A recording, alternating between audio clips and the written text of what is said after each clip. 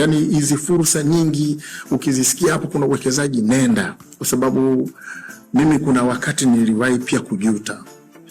Kuna mifumo fulani nilishiriki kuianzisha.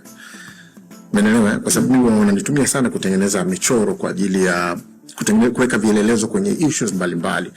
Kuna taasisi ambayo na yenyewe pia sitoitaja ilikuwa imeanzisha utaratibu. Wakati naanzisha utaratibu, bei ya kununua mfano wa hisa kwa wakati huo, my friend, ilikuwa ni chini mno.